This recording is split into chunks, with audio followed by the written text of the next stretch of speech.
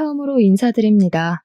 안녕하세요, 청취자 여러분들. 재미난 사이다 사연을 들고 찾아온 저는 40대로 뷰티학원 원장직을 맡고 있는 여자랍니다.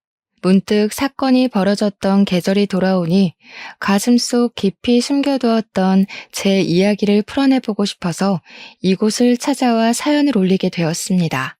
어떻게 보면 파란만장하고 어떻게 보면 한편의 코미디 영화 같았던 제 삶을 최대한 재밌게 풀어내 보겠습니다. 처음부터 끝까지 저와 함께 해주신다면 힘이 날 것 같습니다. 지금부터 제 이야기를 시작할게요. 저는 미용고를 졸업하고 메이크업과 네일아트 자격증, 피부관리사 자격증을 딴 뒤 10년이라는 세월을 현장에서 발에 땀이 나게 뛰며 굴렀습니다. 사실 이 직업이 꾸미기 좋아하는 사람들이 모여 일궈낸 일터라고 생각하실지 몰라도 정말 치열하고 누구보다 바쁘게 살아야 하는 직업이거든요. 유행에도 민감해야 하고 고객들이 원하는 니즈를 정확하게 파악해야 하고 거기다가 스몰 토크까지 완벽하게 해내야 하는 직업이죠. 쉽게 생각하고 뛰어들었다가는 제풀에 지쳐 꺾여나가는 사람이 한둘이 아니랍니다. 현장에서 이리 구르고 저리 구르다가 문득 기본기조차 제대로 배우지 못한 후배들이 고생하는 모습을 보고는 결심하게 되었습니다. 내가 제대로 후배들을 양성할 수 있는 교육기관을 차려보면 어떨까 싶었던 거죠. 그래서 저는 나이 30에 뷰티학원이라는 간판을 달고 교육자의 길을 걷게 되었습니다. 사실 말이 좀 거창하긴 한데 저로서는 무척이나 자부심을 가지고 일을 했기 때문에 조금 오글거리는 표현이어도 참아주시면 감사하겠습니다. 처음에는 현장에서 만난 기본기가 덜 된 후배들을 데리고 시작했는데 우리 학원에서 자격증을 딴 친구들이 승승장구해준 덕분에 학원 명성이 올라가게 되었습니다.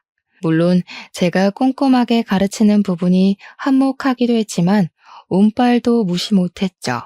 작은 상가 건물 3층 한편에서 시작했던 학원이 지금은 강서구에서 건물 하나를 통째로 쓸 만큼 번창했습니다. 그러니 제가 얼마나 노력을 하고 잠을 줄여가며 일을 했는지 상상이 가시죠?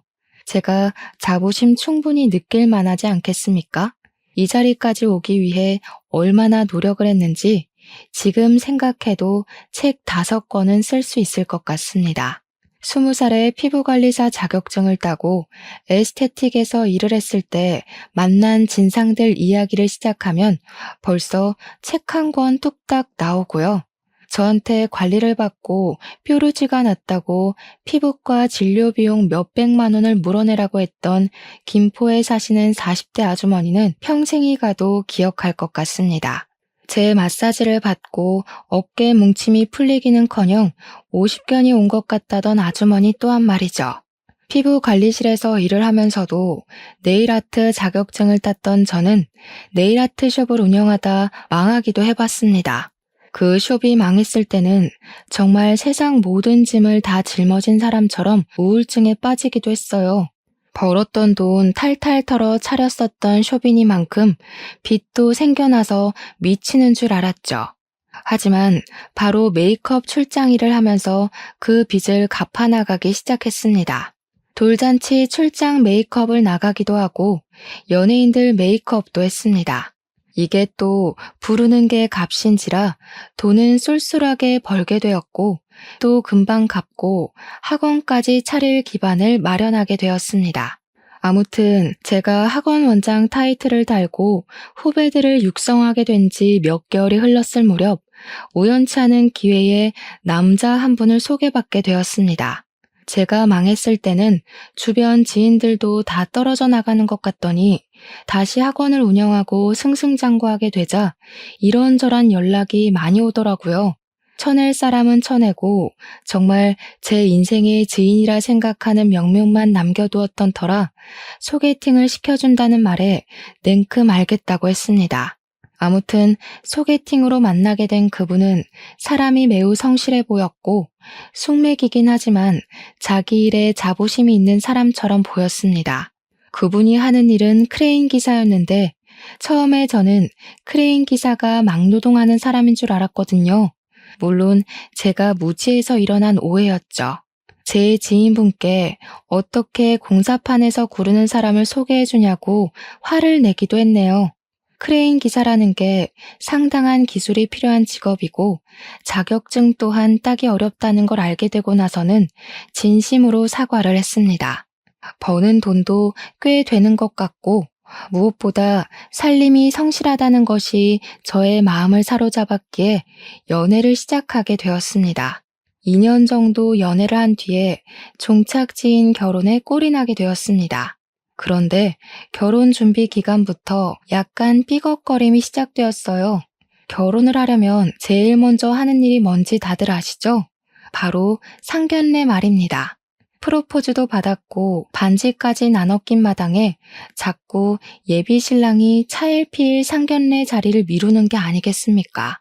분명 우리 집에도 인사를 다 드렸고 시댁에 가서 인사를 드리겠다고 하는데 자기네 집에는 인사를 드릴 필요가 없다는 말만 반복하더라고요. 아니 그게 말이나 됩니까? 결혼식을 올리겠다고 하는데 시댁에 인사를 드리러 갈 필요가 없다고 하니 수상하더라고요. 저한테 바로 상견례나 하자고 하면서도 날짜는 잡지 않고 시댁에 저를 숨기는 것 같은 기분이 들고 모든 일이 원점으로 돌아가는 것 같은 기분이었습니다. 오죽하면 예비 신랑에게 혹시 유부남이냐고 그래서 자꾸 인사를 시키지 않는 거냐고 물어보기까지 했습니다. 왜냐하면 그때 저희의 나이가 벌써 37살이나 되었던 시점이었거든요. 나이를 먹을 만큼 먹었으니까 유부남일 가능성도 충분하다고 자꾸만 의심이 들기 시작했어요. 오죽하면 제 이야기를 아는 지인들이 미행을 해줄까? 등본이라도 떼오라고 시켜봐 하면서 조언을 해주었습니다.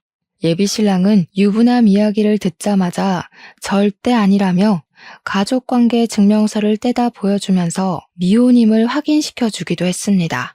미혼인 걸 확인하고 나니까 상견례를 미루는 행동이 더 이해가 가질 않더라고요. 그래서 왜 그러는 거냐고 화를 내니까 그제야 멋쩍어 하면서 이야기를 하더라고요. 자기한테 형이 하나 있는데 이혼을 한 지 얼마 안 돼서 집안 분위기가 뒤숭숭해서 그렇다는 것이었습니다. 저는 순간 깜짝 놀랐죠. 계속 상견례 하자고 졸랐는데 친형이 이혼을 했다고 하니까요. 집안이 뒤숭숭하고도 남을 일이라서 제가 너무 아이처럼 보챈 건가 싶어서 미안하기까지 했습니다. 예비 신랑에게 아주버님이 이혼한 이야기를 물어보니까 말을 또 아끼더라고요. 무슨 비밀이 그리도 많은 건지 나 참. 또 그렇게 시간을 낭비하고 결국에는 제가 안 되겠다 싶어서 단판을 짓자고 했습니다. 시댁의 막무가내로 찾아가 인사를 드리기로 결심을 한 거죠. 가겠다고 말도 없었고 오라고 한 적도 없었는데 제가 양손 무겁게 선물을 사들고 다짜고짜 찾아가니까 시댁에서도 놀라셨습니다. 하지만 그것도 잠깐. 예비 시모가 저를 보고는 아이고 네가 우리 둘째랑 만나는 그 아가씨구나 하면서 반갑게 인사를 해주시더라고요. 시모 성격이 무척이나 털털해 보였어요.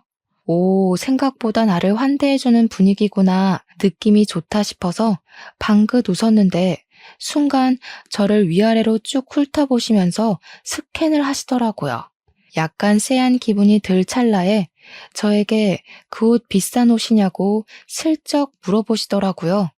그래서 아니라고 그렇게까지 비싼 옷은 아니라고 했더니 마침 잘 됐다면서 저녁 준비하려고 했는데 저보고 일손 좀 거들라고 하시더라고요. 순간 너무 당황해서 쓱 건네시는 앞치마를 받아버렸고 멀뚱히 있을 수가 없는 분위기가 되어버려서 체념을 하고 앞치마를 둘렀습니다. 싫은데요? 했다가는 당장 나가 할 것 같은 분위기였어요. 진짜예요. 등 떠밀려서 어영부영 시키는 일 하면서 저녁 준비를 돕고 있는데 안쪽 방에서 아주버님으로 보이시는 분이 나오시더라고요. 저를 한번 보고 시모를 한번 보더니 한숨을 푹 내쉬는 겁니다. 엄마, 내가 이런 짓 하지 말라고 했는데도 아직 정신 못 차리고 이러고 있어? 날선 말이 나오자 저는 잔뜩 긴장을 해서 그 둘 사이에 껴서 눈치를 볼 수밖에 없었습니다. 예비 시모는 순간 버럭하시면서 자기가 뭘 또 어쨌다고 그런 소리를 하는 거냐며 방이나 들어가 있으라고 아주버님한테 말씀하시더라고요. 근데 아주버님도 지지 않고 시모한테 큰 소리를 내는 겁니다. 왜 집에 인사하러 온 손님한테 앞치마를 입히고 일을 시키고 있냐고. 내가 그런 짓 하지 말라고 몇 번이나 이야기를 했는데 아직도 정신 못 차렸어? 아니, 얘가 하기 싫었으면 싫다고 했겠지. 군소리 없이 일 잘하고 있는 애한테 왜 그런 말을 하는 거니? 이게 다 내 탓이야? 얘, 네가 말을 좀 해봐라. 갑자기 시선이 저한테 모이게 되더라고요. 무슨 말을 해야 할지 몰라서 우물쭈물 눈치를 보고 있는데 아주버님도 저를 보면서 한 소리 하셨습니다. 손님으로 인사드리러 온 자리에서 밥 차리는 거 돕고 싶어요? 조용한 거 봐라.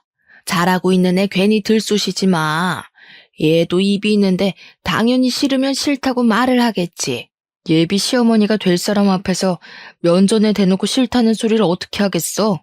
며느리가 그럴 수 있는 존재라고 생각하는 것부터가 잘못된 거야. 앞치마 벗고 거실에서 TV나 보고 밥이나 먹고 가요. 손님으로 왔으면 손님 대접받고 가는 걸로 합시다. 그러면서 저한테 앞치마 후딱 벗으라는 눈짓을 하시길래 이때다 싶어서 바로 앞치마를 벗었습니다. 뒤에서 시모가 허 하는 소리가 들렸지만 일부러 무시하는 척하고 아주버님 따라서 거실로 발걸음을 디디는데 그제야 예비 신랑이 방에서 나오더라고요. 집에 오자마자 인사만 쏙 하고는 안방에 있는 시부랑 이야기한다고 들어가서 자리에 없었거든요. 예비 신랑은 이게 다 무슨 소란인가 하는 표정으로 멀뚱히 저랑 시모를 쳐다보고 있더라고요. 그러니까 아주버님이 제가 벗은 앞치마를 예비 신랑에게 던지면서 일을 시키고 싶으면 네가 직접 하라고 왜 예비 신부한테 일을 시키냐고 화를 내더라고요. 남편은 아무것도 모르는 채로 무슨 소리를 하는 거냐고 분위기가 왜 이렇게 삭막하냐고 헛소리를 하더라고요. 눈치가 없는 건지 진짜 모르는 건지 어벙하게 굴자 아주버님께서 예비 신랑을 향해 큰 소리를 내셨습니다. 이런 집구석이니까 내 와이프가 도망간 거야. 그걸 왜 몰라? 어떻게 인사드리러 처음 집에 온 사람한테 당당하게 앞치마를 들이미냐고. 손님이면 손님 대접을 해야지. 며느리가 종이야? 어? 그렇게 부려먹기만 하니까 내 와이프가 도망을 간 거라고. 내가 미리 알았으면 이런 일 없게 만들었어. 너 처신 똑바로 해. 그제야 저는 대충 아주버님이 이혼한 이유를 눈치껏 알게 되었습니다. 시모가 전 형님께 시집살이를 아주 혹독하게 시킨 모양이었더군요. 툭하면 불러내서 이거 해라 저거 해라는 기본이고 마트에서 장을 보는 일까지도 모조리 시켰다고 하더라고요.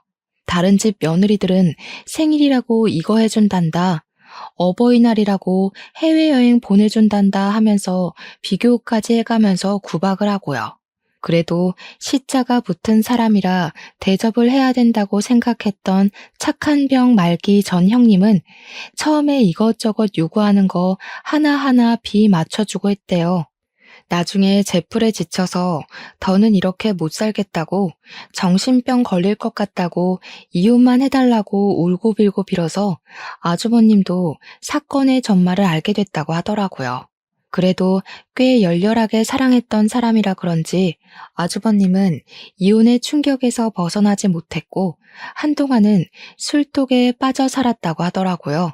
지금은 시간이 조금 흘렀다고 출근도 제때 하고 술도 별로 안 마신다고 하던데 시모한테 악감정은 남아있는 듯 했어요. 그 와중에 동생이 결혼할 여자가 있다고 운을 띄우고 다짜고짜 들이닥쳤는데 앞치마 메고 일을 하고 있으니까 그때 생각이 났나 보더라고요. 아주버님이 생각했을 때는 자기 전 와이프도 이렇게 당했겠구나 싶었던 거겠죠. 예비 신랑은 안방에 들어가서 시부랑 무슨 이야기를 그리 길게 하는지 30분이 넘는 시간이 흘러도 나와 볼 생각도 안 하고 아주버님이 아니었으면 아마 그날 저녁은 제가 차린 밥으로 먹었을 거고 음식이 별로네 짜네 다네 하면서 핀잔을 주시지 않았을까 싶네요. 그날 아주버님이 그렇게 한바탕 난리를 치고 난 다음에는 다들 아주버님 눈치 보느라 아무 소리 안 하고 밥만 먹었거든요. 결혼하고 싶다, 상견례 날 잡으러 왔다, 엄청 준비하고 비장한 마음으로 들이닥친 시댁이었는데 그 말이 쏙 들어가더라고요.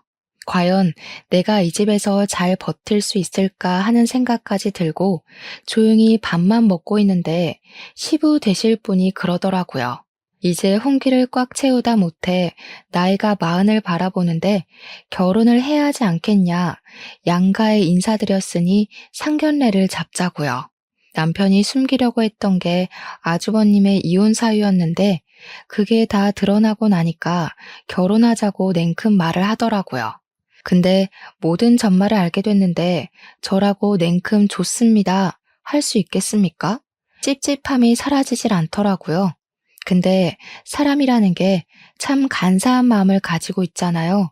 나이가 벌써 37살이고 주변 친구들은 죄다 시집가서 애가 둘이고 셋이고 노후 준비가 어떻고 애들 유치원은 어쩌고 하는데 저는 아직 시집도 못 갔고 지금 예비 신랑이랑 헤어지면 언제 또 새로운 사람 만나서 연애를 하고 결혼 계획을 짜고 하겠어요.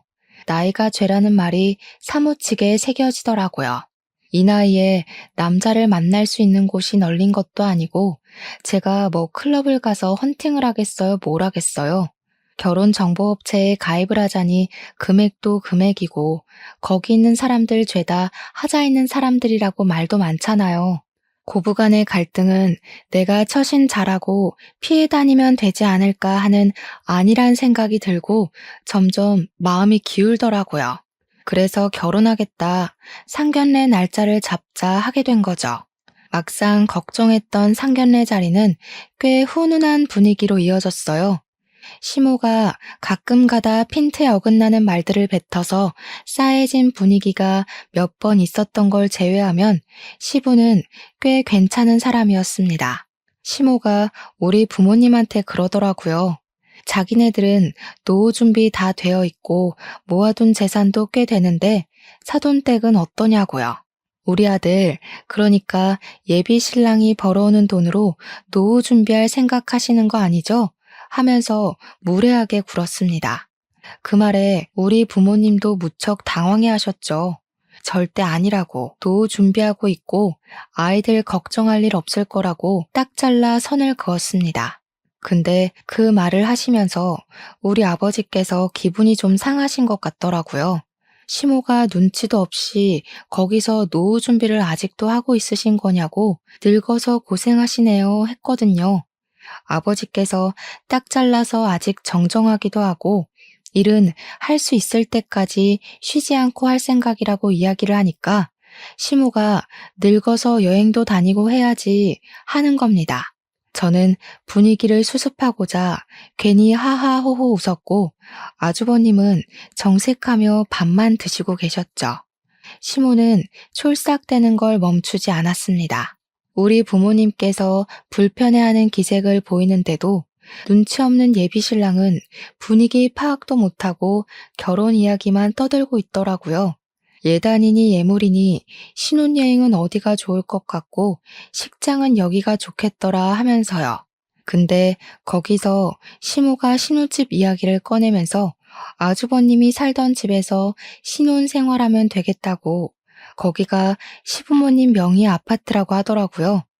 우리 부모님은 아주버님이 이혼한 걸 몰랐던 터라 그럼 사돈은 어디 가서 사는 거냐고 하니까 시모가 주책맞게 떠들었어요.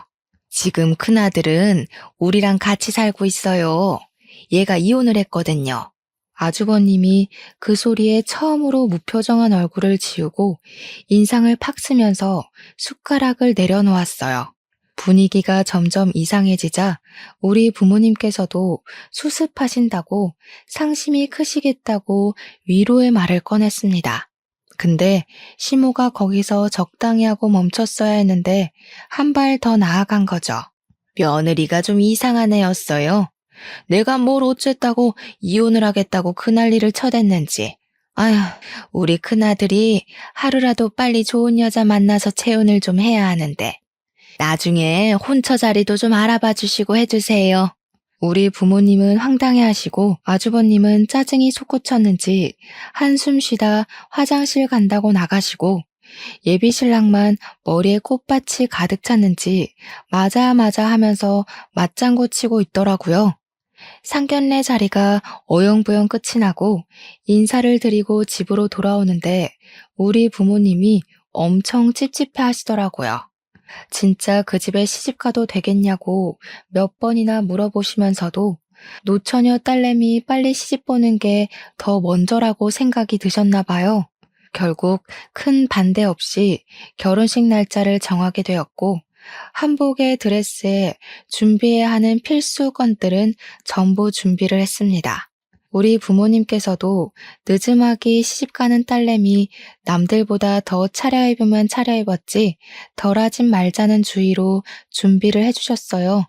패백은 요즘 돈이 안 된다고 다들 하지 않는 추세라던데 우리 시부모님은 패백 무조건 해야 된다고 박박 우기셨습니다. 웨딩 플래너도 패백을 한다고요? 요즘은 잘 안 하는데 하면서 넌지시 말리는 분위기였지만 시모가 해야 한다는데 어쩌겠어요. 결혼식 당일에는 정말 신부 입장을 어떻게 했는지 기억도 나지 않고 주례사 말씀이며 뭐며 기억나는 게 하나도 없었거든요. 그만큼 정신도 없고 바쁘기도 했고요. 근데 딱 하나 패백만큼은 확실히 기억이 나더라고요. 친척들 많으니까 패백하면 돈 봉투 좀 받을 거라고 후원장담을 하시더니 끽해봐야 셋, 넷 정도 오셔서 절 받으시더라고요.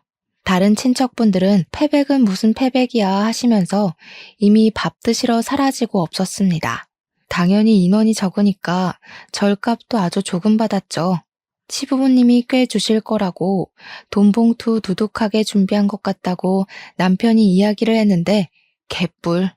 100만 원도 아니고 50만 원도 아니고 20만 원 넣으셨더라고요. 다른 친척분들 절값 봉투까지 합쳐서 50만 원 받았습니다. 저희한테 신혼여행 가서 요긴하게 쓰라고 생색은 다 내시더니 신혼여행 가서 괜찮은 디너 한 끼 먹었더니 모자라더라고요. 아무튼 신혼여행 잘 갔다 와서 선물까지 시댁 친정에 싹 나누고 지인들 만나서 감사 인사 전하고 이제 신혼 시작이다 했는데 말이죠. 글쎄 신혼여행에서 허니문 베이비를 갖게 된 거 아니겠습니까? 신혼은 건너뛰고 바로 육아전쟁에 돌입해야 하는 거예요. 그래도 나이가 벌써 37살인데 하루라도 빨리 아이를 가지는 게 좋겠다는 양가의 바람대로 애가 생기긴 해서 다행이라고 생각하긴 했어요. 시험관을 해야 하지 않을까 고민했었는데 자연 임신으로 생겼다니 꿈만 같았죠. 저는 만사까지 일을 할 생각이긴 했지만 태교에도 집중하고 싶었기 때문에 일을 조금 줄이기로 했습니다. 보통 다른 학원들은 무늬만 원장인 경우가 많은데 저는 직접 강의도 하고 시험 대비반을 집중적으로 봐주고 있었거든요. 태교에 집중하고 싶은 마음에 부원장인 친구에게 양해를 구하고 제가 꼭 해야 하는 강의를 제외하고서는 일을 좀 줄여나가기 시작했습니다. 다행히 수강생들도 제가 임신을 했다고 하니 너무 축하한다며 배려를 해주었습니다. 그러다 보니 여유가 생기기도 했고 남편이 크레인 기사로 일을 하고 있었기에 비가 오는 날에는 일을 하지 못해서 장마철은 내리쉬곤 했거든요. 때마침 여름 끝물에 장마가 시작되어서 같이 영화도 보러 다니고 못다한 데이트도 즐기고 있었는데 어느 날 갑자기 시모에게 연락이 온 겁니다. 그날은 우리 부부가 출산하고 나면 제대로 된 데이트도 못 즐길 게 뻔하니까 임신 기념으로 호캉스를 가자고 한 날이었어요. 호텔에 1박 일정으로 먹고 자고 하면서 수영도 하고 도심을 즐기자고 한 날이었죠. 그날 저녁에 호텔에서 쉬고 있는데 시모한테 전화가 와서는 왜 우리 집에 불이 꺼져 있냐고 아직도 바뀌냐고 묻는 겁니다. 저는 좀 당황해서 지금 호캉스를 즐기러 나와 있다고 하니까 갑자기 돈이 썩어나냐고 멀쩡한 집 내버려 두고 왜 호텔에서 자냐고 성질을 부리시더라고요. 저도 할 말은 하는 성격이라 출산을 하고 나면 이렇게 즐길 수 있는 시간이 얼마나 있겠냐고 지금 즐겨야 한다는 육아 선배들 조언에 놀러 나온 거라고 했어요. 시모는 저에게 집에 붙어 있어도 시원치 않을 판에 나간다면서 그렇게 좋은 데 갈 거면 자기한테도 가자고 한마디 물어볼 수 있는 거 아니냐고 하더라고요. 서운해 죽겠다고 저한테 핀잔을 주시는데 우리 부부가 우리 부부 돈으로 즐기겠다는데 시모가 왜 저러는지 이해가 가질 않았습니다. 막말로 시모가 호캉스 즐기라고 돈을 보태주신 것도 아니잖아요. 거기다가 제일 소름 돋는 건 우리 집 불 꺼져 있는 건 어떻게 알았는지였습니다.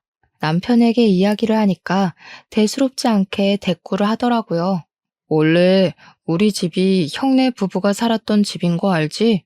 우리 엄마네 집에서 내려다보면 우리 집이 보이거든.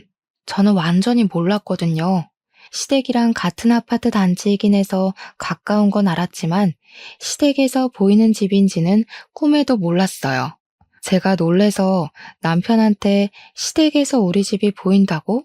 하고 물어보니까 남편이 몰랐냐고 그래서 일부러 그 집을 구매한 거래요. 시모가 매일 베란다에서 아주버님네 집, 그러니까 지금 우리 부부가 살고 있는 집을 내려다봤대요. 그게 더 소름이지 않나요? 매일 심심하면 관찰을 했다는 게? 제가 모를 수밖에 없었던 이유는 시댁이랑 저희 집이 바로 앞뒤동도 아니고 한 동을 걸러서 끼고 있는 집이거든요.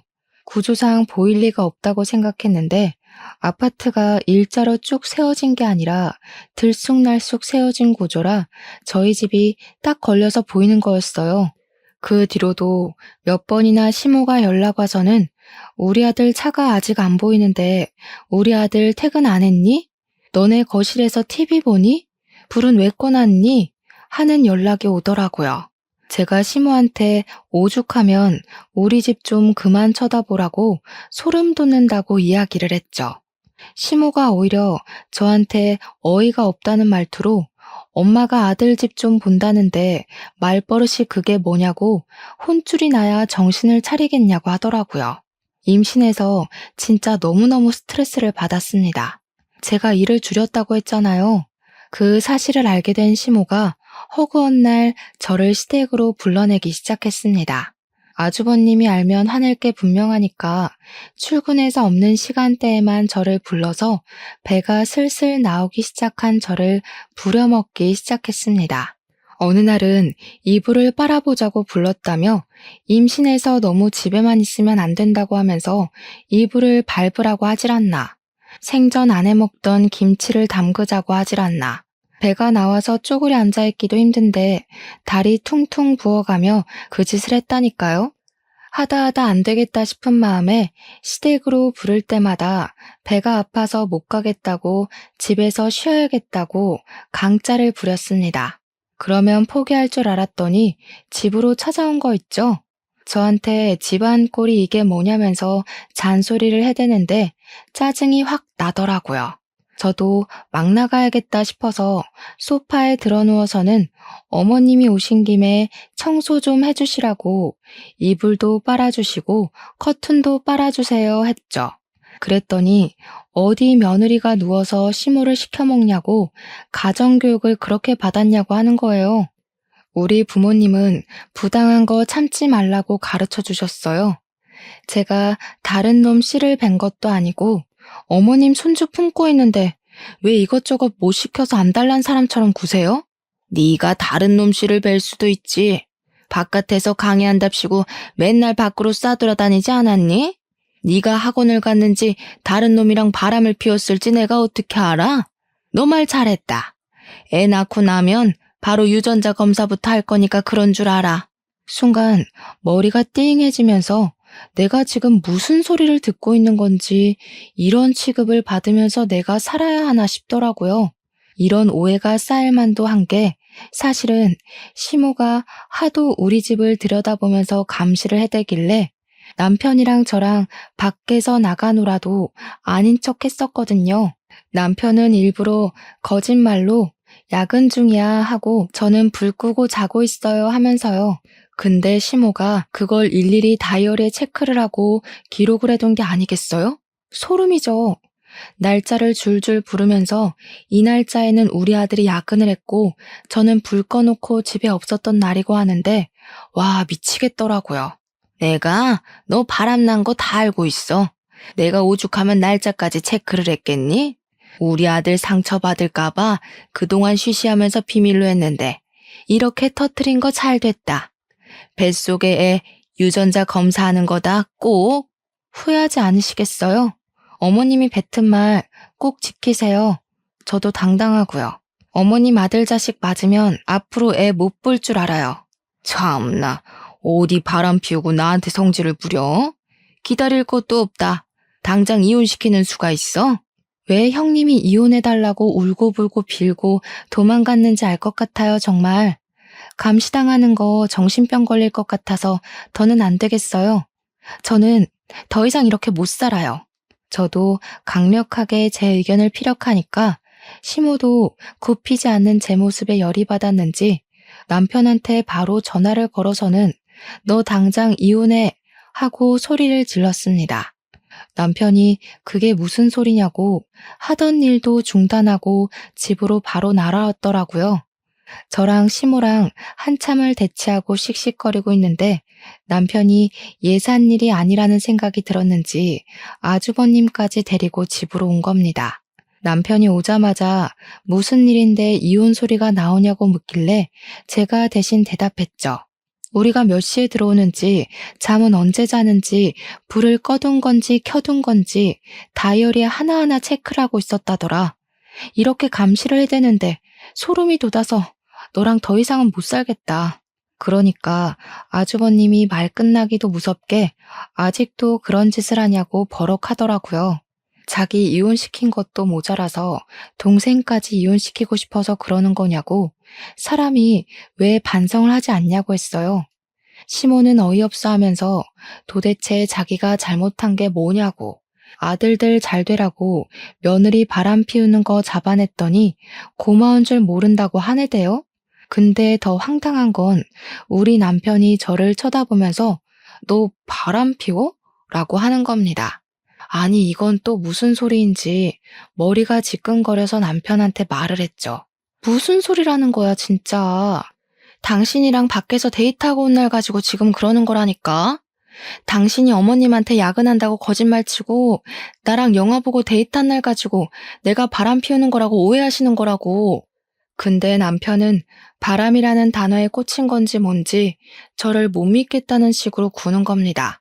시모가 말했던 땡월 땡일에 자기가 야근했던 것 같다며 저보고 어디를 갔다 온 거냐고 묻더라고요. 남편까지도 저를 몰아세우니까 시모 기세가 정말 등등해져가지고는 저한테 유전자 검사하자고 소리를 버럭버럭 질렀습니다. 진짜 멍청해도 끝이 없지. 우리 뱃속의 아이가 허니문 베이비라는 사실은 완전히 까먹은 것 같더라고요. 저도 화딱지가 나서 싫다고 마음 바뀌었다고 어쩜 나를 못 믿을 수가 있냐고 유전자 검사 안 한다고 강짜를 부렸습니다. 그랬더니 남편이 한다는 소리가 혹시 모르니까 확실하게 하는 게 좋겠다고 유전자 검사를 하자고 하는 거예요. 저한테 좋은 게 좋은 거 아니냐고, 친자가 맞으면 좋은 거고 아니면 이혼하면 되지 않냐고 저를 설득하는데 순간 제가 완전히 부정당하는 기분이 들었습니다. 오죽하면 아주버님까지도 남편을 정신 나간 놈처럼 바라보더라고요. 제가 결국 제풀에 지쳐 이혼하자고 짐을 싸서 친정으로 가겠다고 했어요. 그러니까 시모가 적어보라고 회피하는 게 완전히 여우라고 손가락질을 하더라고요. 쫄리니까 도망가는 거 아니냐고 저를 몰아세우는데 눈물이 다 날 것 같았습니다. 아주버님이 시모한테 정신 나간 거 아니냐고 임산부한테 별소리를 다 한다고 제 편을 들어주는데 남편은 뭐 하는 건지 참나. 그날로 친정에 짐 싸들고 가버리고 이혼하자고 서류를 남편에게 보냈더니 노발대발하면서 절대로 이혼을 못 해주겠다는 겁니다. 친정에서 푹 쉬고 마음 정리하고 돌아오라고 이야기를 하는데 도대체 제가 정리할 마음이 뭐가 있겠냐고요. 유전자 검사 의향을 가지고 돌아오라는 소리밖에 더 되겠습니까? 참 불행하게도 제가 스트레스를 너무 많이 받았는지 글쎄 아이가 조산으로 태어나게 되었습니다. 소위 말하는 팔싹둥이로 10개월을 다 품지 못하고 8개월 만에 아이가 태어나게 된 것이죠. 바로 인큐베이터로 아이는 들어가고 저는 병원에 몸져 누워서 끙끙 앓고 있는데 시무랑 남편이 왔더라고요. 이것 봐. 10개월 뒤에 나와야 할 아이가 왜 8개월 만에 나왔겠어? 너 결혼 전부터 임신한 상태로 속이고 결혼한 거지? 남의 아이 가져놓고 순진한 우리 아들 속여서 결혼한 거잖아. 당장 이혼해. 우리 부모님은 이게 다 무슨 개소리냐며 화를 내셨고 시모는 의견을 굽히지 않았습니다. 대판 싸우는 와중에 남편이 저를 싸늘하게 쳐다보는데 진짜 실망을 더할 수도 없겠더라고요. 저는 그냥 지쳐서 도장을 찍어주었고 이혼 서류를 제출하게 되었습니다. 제가 38살의 나이로 출산을 하게 되면서 아이가 태어난 다음에 이혼을 하게 된 터라 출생신고를 먼저 하게 되었습니다.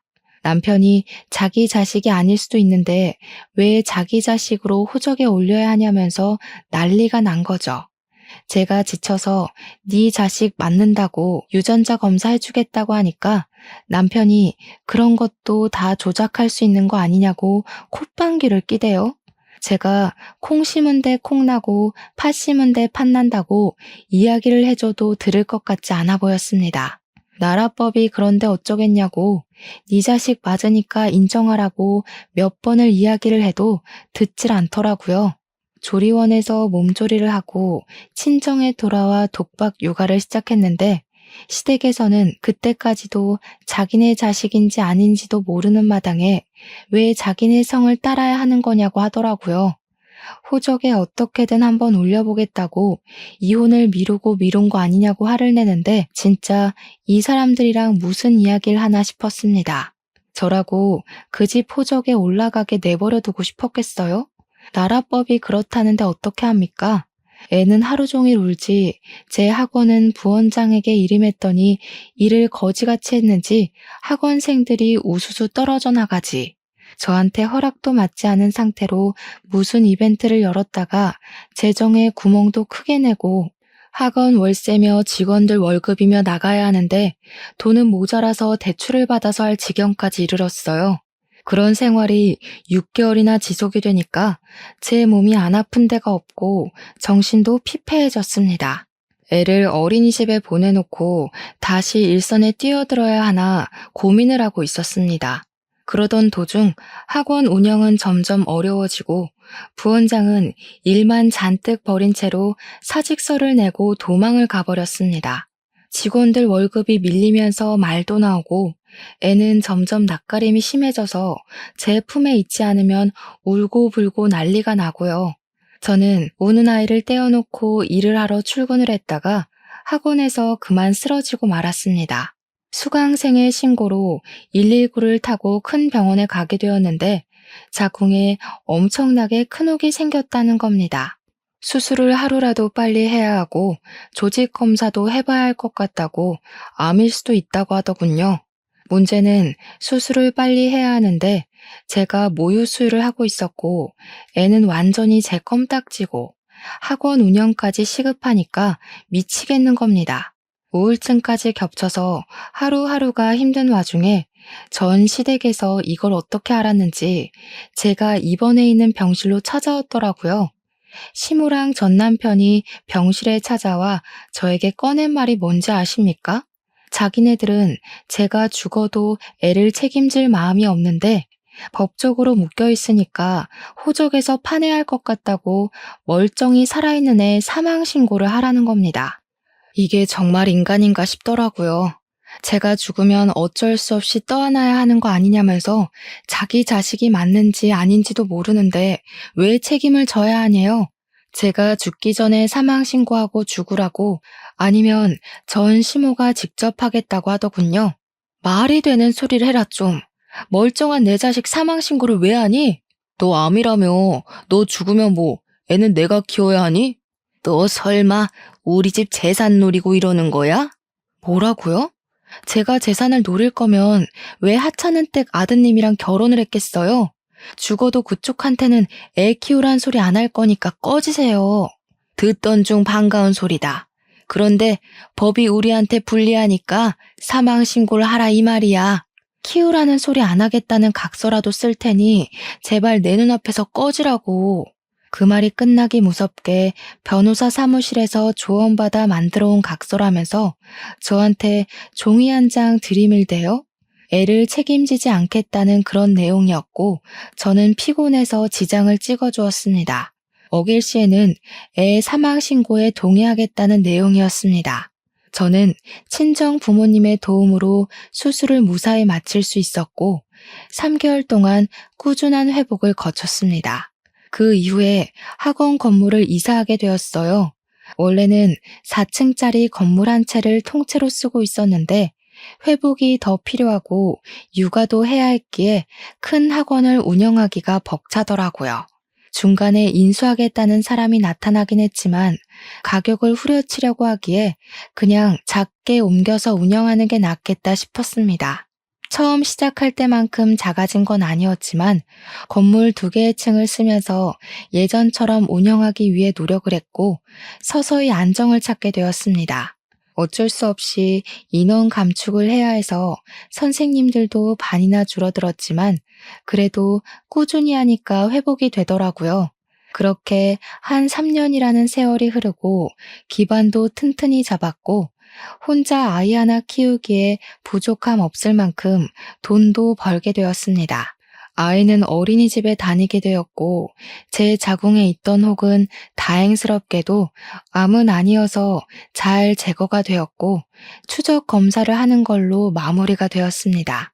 삶의 안정이 찾아왔구나 하는 찰나 3년 만에 전 시댁에서 연락이 온 겁니다. 전 남편이 뜬금없이 우리 아이는 잘 있어? 하고 연락이 왔는데 이게 무슨 소린가 싶었죠. 네 애 아니라고 부정할 때는 언제고 이제 와서 우리 아이 타령이냐고 했더니 글쎄 자기 오갈 곳이 없다면서 며칠만 재워주면 안 되겠냐는 거예요. 이게 웬 개소리냐 전화 끊어라 하니까 자기 이야기 좀 들어달라고 하더니 한참을 울더라고요. 알고 보니까 시모의 취미생활 중 하나가 쑥뜸을 뜨는 것이었거든요. 몇 개월 전에 어느 날과 다름없이 쑥뜸을 뜨고 잠이 들었는데 자기도 모르게 뒤척거리다가 이불에 뜸 하나가 덜렁 떨어진 겁니다.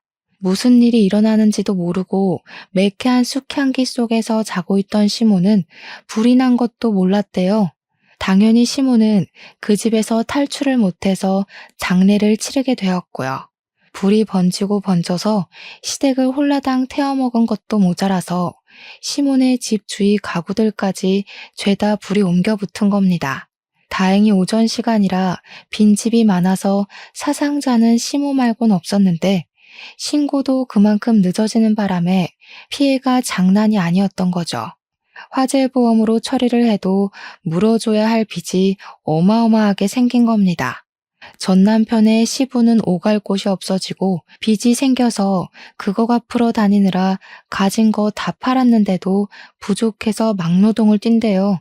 그 와중에 아주버님은 제가 남편이랑 이혼을 하자마자 시댁이랑 인연을 완전히 끊고 살고 있다고 하더군요. 고시원을 떠돌면서 생활한 지도 6개월이 넘었는데 월세를 낼 돈이 없다면서 자기를 좀 재워주면 안 되겠냐는 거죠. 자기가 애 아빠 아니냐고 갑자기 우리 아이를 챙기려고 드는데 제가 미쳤습니까? 네 애 아니라고 사망 신고하라고 종용할 땐 언제고 이제 와서 우리 아이 타령이야? 나도 네가 내 아이 아빠라고 생각하고 살진 않아서 도와줄 생각도 없어. 그럼 나 너네 학원 경비 일이라도 하면 안 돼? 내가 널 뭘 믿고 경비를 맡기겠니? 빚이 한가득이라며 크레인 기사 일이나 열심히 하면서 빚 갚으세요, 아저씨. 나 2년 전에 팔을 크게 다쳐서 크레인 기사 일도 더 이상 못해. 그래서 어쩌라고. 남의 마음에 상처 줘서 벌 크게 받은 거야. 아주 고소하다. 이제 와서 후회해봐야 내가 받은 상처가 사라지겠니? 나는 덕분에 이 갈고 성공해서 지금 너무 잘 먹고 잘 살고 있어. 그러니까 앞으로 나한테 콩고물 떨어질까 기대하지 말고 네 시궁창 인생 잘 가꾸며 살아. 그러고는 전화를 차단해버렸습니다. 한순간에 재산 다 말아먹은 전 시댁 인간들, 내 아이를 사망 신고하라고 종용하던 정신 나간 것들이 쫄딱 망했다고 하니 너무 고소합니다. 결국 그 집을 탈출한 아주버님도 존경스럽고 대단하고요. 앞으로는 제정신 아닌 소리 그만하고 반성하며 빚 갚고 살았으면 좋겠네요. 이래서 주는 만큼 돌려받는 거라는 말이 있나 봅니다. 오늘 밤에는 두 다리 뻗고 꿀잠 한번 자보렵니다. 제 사이다 같은 사연 어떠셨나요? 여러분들도 이런 일이 있다면 참지 말고 질러버리세요. 세상 속이 시원하답니다. 아무튼 제 사연을 들어주신 여러분 정말로 감사합니다. 늘 행복하세요.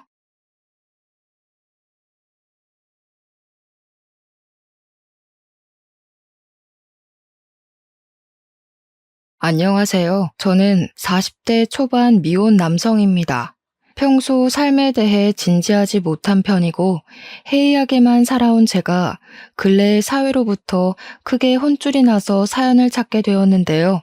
이런 얘기 친구한테 말하기도 쪽팔려서 이곳에 풀어놓으려고 해요. 아마 사연을 듣고 나면 제가 왜 어디다 떠벌리지 못했는지 이해하시겠죠. 그리고 제가 많이 세상 물정을 몰랐다는 것도 알고 지적하게 되실 겁니다.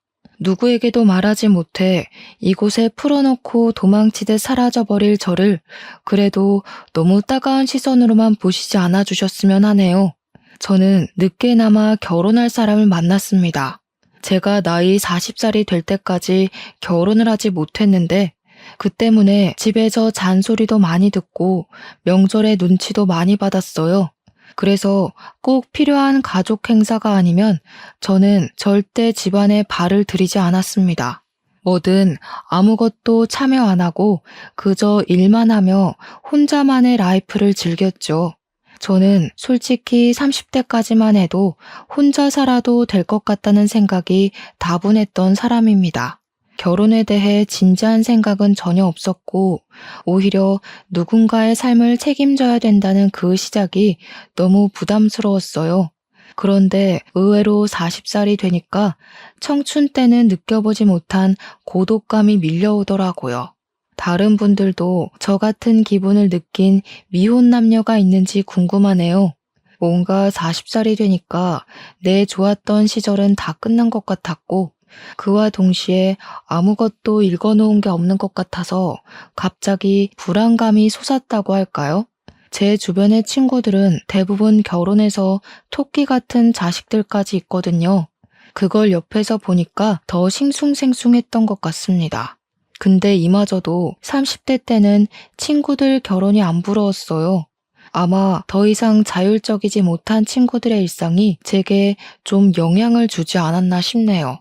옛날에는 친구들을 만나도 다 같이 먹고 늦게 귀가하며 즐기는 분위기였는데 이젠 가정이 생긴 친구들을 불러내는 것도 눈치가 보이는 나이가 되었잖아요.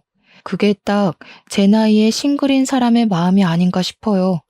제가 점점 혼자 보내는 시간이 많아지다 보니 집 회사 말고는 딱히 하는 게 없어서 나중에는 집에서 놀 만한 취미를 찾기까지 했는데요. 그렇게 발 담가 본 곳이 인터넷 채팅이란 것이었습니다. 어릴 때는 친구들이 있으니까 굳이 모바일 선상으로 친구를 사귈 필요성을 못 느꼈는데 당시에는 무관심했던 저의 마음을 혹하게 했을 정도로 그런 취미까지 들여다보게 되었어요. 그곳은 남녀 어울리며 친구를 만드는 커뮤니티였는데 집중해서 참여하다가도 순간적으로 현실 파악이 되어 제 스스로가 한심하단 생각도 잠깐씩 들었습니다. 들으시는 분들도 참 나이 먹고 할 짓 없다 생각할 수 있겠지만 제게는 당장 취미거리를 통해 저의 회의감을 달래는 게 우선이었어요.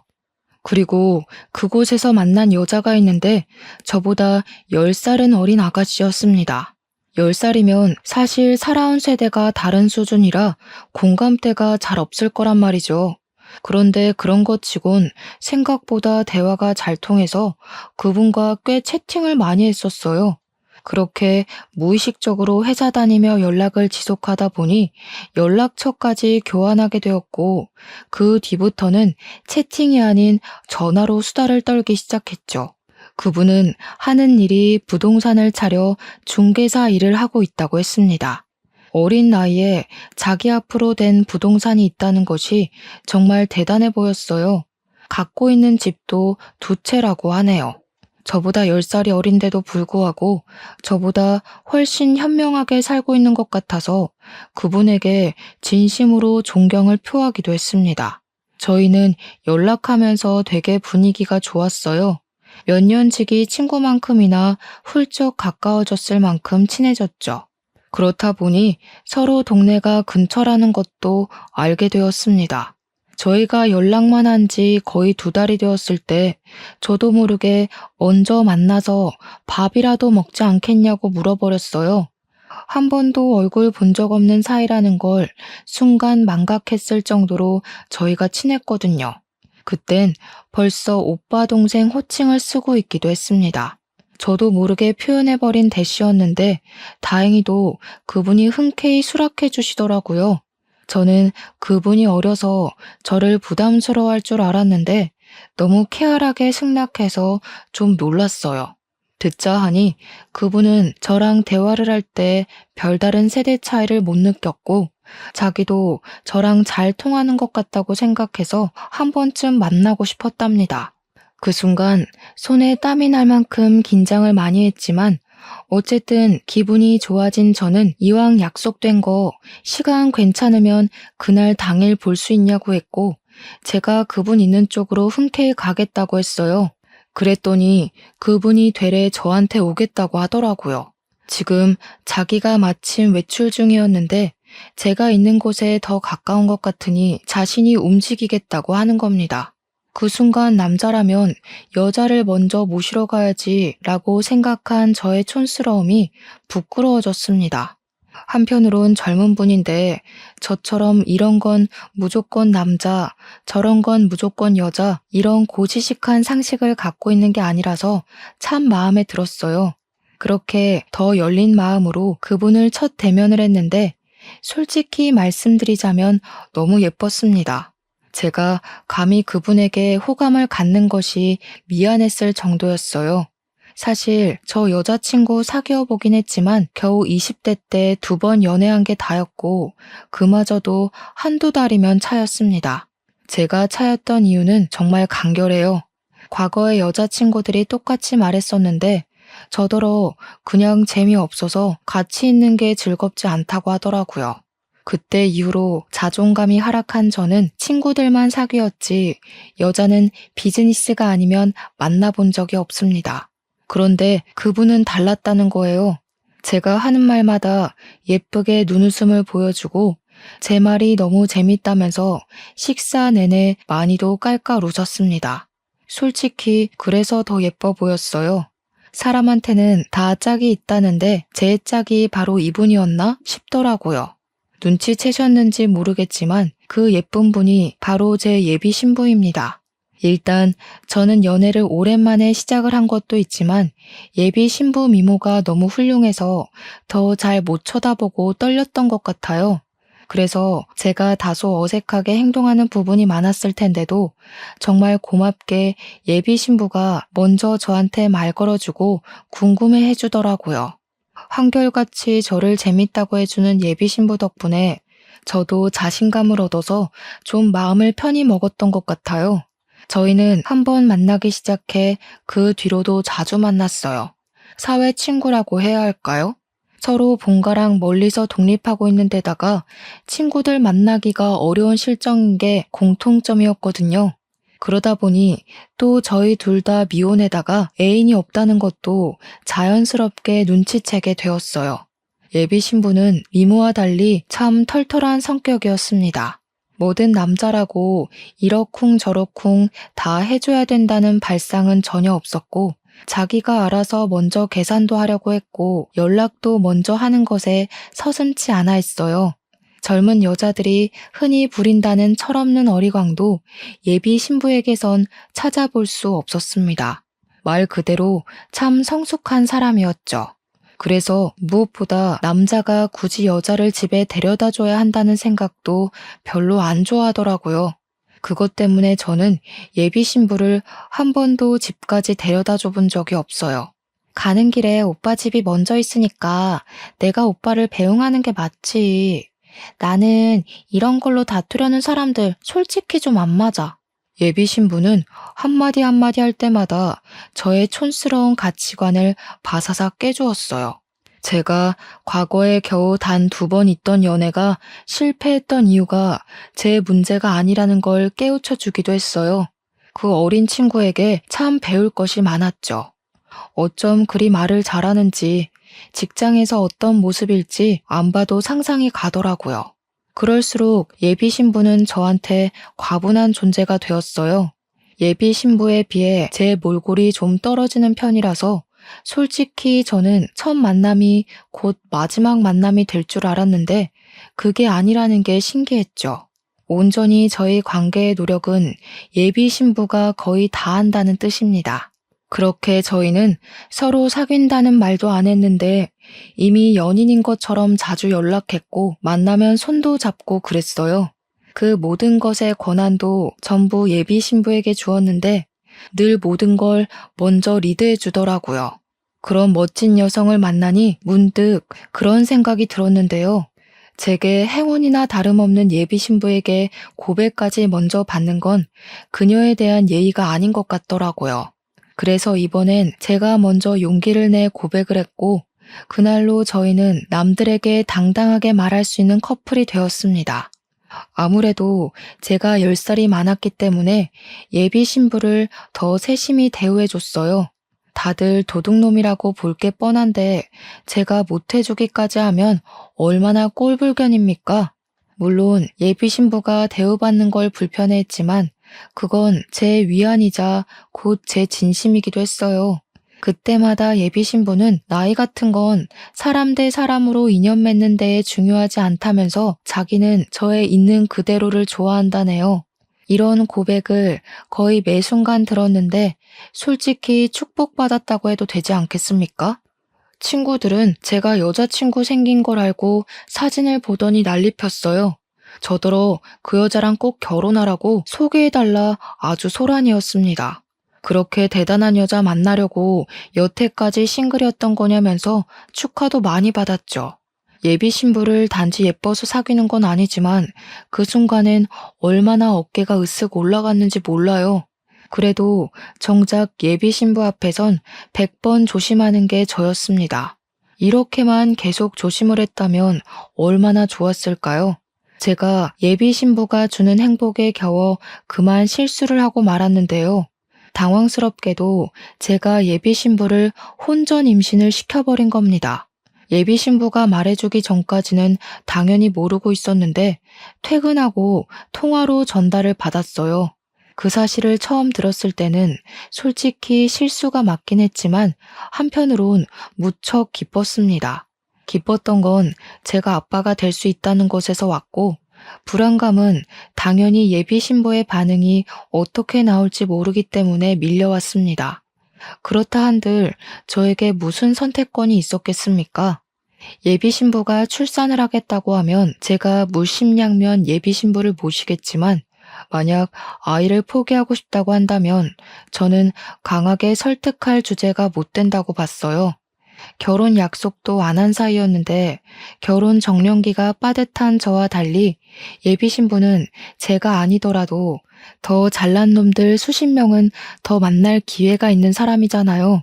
그저 집안이 유복한 것 말고는 평범하게 회사 다니는 제가 10살이나 어린 예비 신부에게 내세울 수 있는 건 그저 그녀의 뜻을 다 존중해 줄 수 있다는 마음뿐이었습니다. 예비 신부는 그날 임신 고백을 하고 생각을 좀 해봐야겠다며 전화를 끊더니 한 이틀은 연락이 없었어요. 그리곤 연락 끊긴 3일째 되는 날 다시 전화가 왔습니다. 나 오빠 부모님께 인사드리고 싶어. 아무리 그래도 애를 포기하는 건 차마 도리가 아닌 것 같아. 오빠를 아직 좋아하고 있기도 하고. 정말?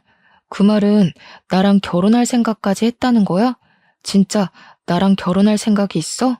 그런 책임감 없이 우리 아이 이대로 포기하려고 했어? 아무리 내가 오빠를 좋아한다고 해도 그런 마인드 가진 남자라면 나 좀 고민될 것 같은데? 아니, 그럴 리가 없지. 진짜 고마워, 자기야. 내가 평생 잘할게. 내가 아무래도 말년의 복을 받을 팔자인가 봐. 어떻게 자기 같은 훌륭한 여자랑 아이까지 얻었는지 모르겠다. 그날 저는 예비 신부에게 청혼을 받은 거나 다름없었습니다. 여자한테 먼저 저런 용기를 내게 하다니. 남자로서 진짜 멋대가리 없다고 생각하실 거예요. 네, 저 멋대가리 없는 놈 맞습니다. 그래서 놓친 인연이 여럿 있었고 다시 연애 쪽엔 돌아보지도 못할 만큼 좋아했었어요. 저도 그런 제 자신을 잘 알아서 그날 이후 완전히 다른 사람이 되겠다고 마음을 먹었습니다. 앞으로 제가 사랑하는 여자와 아이를 위해서 집안의 가장다운 남자가 되겠다고 다짐을 했었죠. 평생 독거노인 삶이나 살다 갈 줄 알았던 제게도 결혼이란 선물이 올 줄은 몰랐고 친구들이 결혼을 하면서 안정적인 감정이 느껴진다는 이해할 수 없는 소리를 했던 것도 전부 다 알 것만 같아 종일 기분이 붕 떠있기도 했습니다. 예비 신부 전화를 끊고 나서 저는 엄마한테 바로 전화해 결혼할 여자가 있다고 밝혔어요. 그러자 예상대로 엄마는 저보다 더 기뻐하며 비명을 깍 질렀고 수화기를 든 채로 주변 식구들에게 제 소식을 떠벌리며 난리가 났습니다. 그래서 언제 데려올 거니? 집에 뭐가 없어서 장을 봐야 되거든. 우리 며느리 될 아이는 뭘 좋아하려나? 가리는 거 딱히 없대.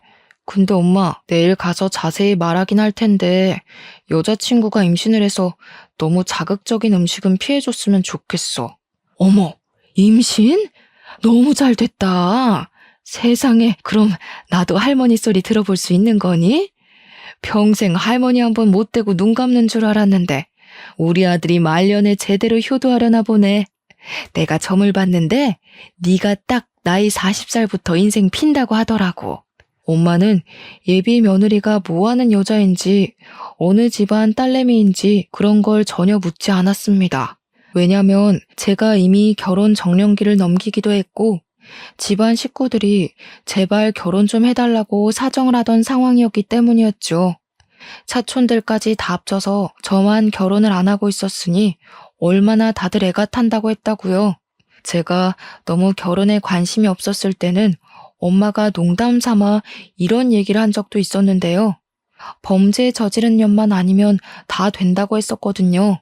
엄마는 이혼녀든 나이가 많든 백수든 그런 건 전혀 상관없다고 제발 여자만 데려오라 하셨습니다. 집에서 얼마나 저희 결혼을 기다렸는지 조금은 느껴지시나요? 저랑 예비 신부는 본격적으로 양가 집안에 인사를 드리기로 한 거나 마찬가지이니 저는 예의를 차려 저희 집을 가기 전에 예비 신부네에 먼저 방문을 하고 싶었습니다. 그래서 나름 배려한다고 예비 신부에게 예비 장인 장모님 얘기를 꺼냈는데요. 예비 신부가 뜻밖의 난감해하면서 그건 좀 어렵겠다고 하더라고요. 우리 아빠가 군인이었다고는 말했었지? 아빠가 대통령 보좌관으로 계셨거든. 아빠 돌아가시고 연금이 좀 잘 나와서 엄마가 노후 편하게 즐기고 있는데 지금은 유럽에 있어. 아마 귀국하려면 한두 달은 걸릴 것 같아서. 아, 그래? 그럼 우리 집도 그때 인사드리는 걸로 하자. 어차피 결혼식은 내년에 하는 거니까 그 전에만 인사드리면 되지. 어머님께서 나 보고 싶어 하신다며 그러다 나 어머님 만나기도 전에 점수 깎이면 어떡해. 그냥 어머님 아버님께 먼저 인사드리고 나중에 우리 엄마 오면 또 오빠네 집 가서 인사드리면 되지. 듣다 보니 예비 신부의 말이 옳다고 생각을 했어요. 그래서 저는 부모님께 연락을 해서 일정을 빠르게 잡았습니다. 당일 예비 신부가 우리 부모님께 드릴 한우까지 사왔더라고요. 이렇게 성숙한 예의가 잘 돋보일 때면 저도 모르게 나이 차이를 망각하고 맙니다. 그렇게 저는 들뜬 마음으로 모두가 그토록 바랐던 제 신부감을 모시고 집으로 갔어요. 그렇잖아도 어떤 여자를 데려오든 우리 집에서 떠받들어 줬을 텐데 예비 신부가 미모까지 상당하니 식구들이 예비 신부를 완전 공주 대접하듯 데려다 앉히더라고요. 그리고 차마 저도 몰랐던 사실이 저희를 기다리고 있었는데 집에는 부모님만 계신 게 아니었어요. 친척 어른들께서도 예비 신부 구경하려고 다들 모여 있는 거 아니겠습니까? 저희 식구들이 좀 유난스러운 게 없지 않아 있는데 첫 결혼 인사에서도 그럴 줄은 몰랐습니다. 솔직히 이런 상황 예비 신부 입장이면 부담스럽잖아요. 괜히 예비 신부 눈치가 보이더라고요. 그래서 식구들이 식사 차리는 틈을 타서 몰래 너무 부담스러운 분위기라 미안하다고 했는데요. 예비 신부는 오히려 다복해서 좋다고 집이 크니까 답답하지도 않다며 긍정적으로 봐줬습니다. 제가 또 예비 신부에게 놀랐던 건 어른들을 굉장히 사근사근 잘 대했다는 겁니다. 그래서 엄마 눈에는 더 합격이었을 거예요. 범죄자 아니고 여자 기능만 하면 결혼 허락해줬을 거라는 엄마에게 예비 신부의 존재는 그저 100점 중에 1000점이나 다름없었습니다. 엄마가 예비 신부를 얼마나 환대했냐면 그만 가야 할 시간에 갑자기 선물이 있다면서 자기가 끼고 있던 반지를 빼서 예비 신부에게 쥐어주더라고요. 그건 엄마가 개인적으로 구매했던 금 3돈 되는 반지였어요. 예비 신부가 식겁하면서 거절했지만 엄마는 예비 신부에게 끝까지 주면서 예비 신부 손을 꼭 잡았어요. 다 늙어서 쓸데도 없는 우리 아들한테 시집 오겠다고 해주니까 고마워 그러지. 내가 당장 줄 수 있는 게 이것밖엔 없네. 걱정 마라. 앞으로 이 시애미가 해줄 수 있는 건 다 해줄게. 너는 아무것도 들고 올 것 없다. 몸만 오면 우리 집에서 다 해줄 거야. 그렇게 첫날부터 금반지 선물을 받은 예비 신부는 얼떨떨하게 그걸 들고 나왔지만 곧 무척 행복해하며 깔깔 웃었습니다.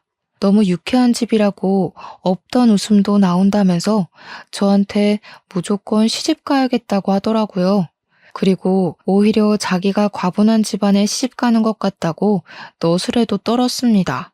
우리 집에 인사를 하고 나니 좀 더 가족에 가까워진 느낌이 없지 않아 있었는데요. 엄마가 예비 신부 데리고 집에 오라고 할 때마다 곤란했는데 예비 신부가 고맙게도 우리 집 방문하는 걸 참 좋아해 줬어요. 어느 순간부터는 뭐만 하면 우리 부모님 생각해주면서 이거 같이 먹자, 저기 같이 놀러 가자, 여기 모시고 오자 그런 식으로 고맙고 예쁜 말만 했습니다. 그게 다 자기 엄마가 유럽 가서 부모 품이 그립다는 것 때문이었는데요. 아직 예비 신부가 30살이었으니까 부모가 그리울 나이일 수 있다고 생각을 했어요. 그래서 그 뒤부턴 한결 마음 편하게 예비 신부를 우리 집에 데려갈 수 있었어요. 그때마다 엄마는 예비 신부가 이미 며느리라도 된 것처럼 자꾸 패물 같은 걸 선물로 주었습니다. 그런 식으로 찔끔찔끔 준 게 거의 500만 원 돈 가까이 되었을 겁니다. 엄마가 고집을 해서 예비 며느리 예쁘다고 챙겨주는 것이니 사실 거절만 하는 것도 예의가 아닐 수 있거든요. 그 적정선을 예비 신부가 잘 지키면서 선물을 받더라고요. 그렇게 거의 반 가족이나 다름없게 보낸 지 2달이 지나고 드디어 저도 예비 장모님께 인사드릴 수 있는 기회가 왔구나 기대를 했습니다. 그런데 갑자기 예비 신부가 또 한 번 곤란하다고 말을 하는 거예요.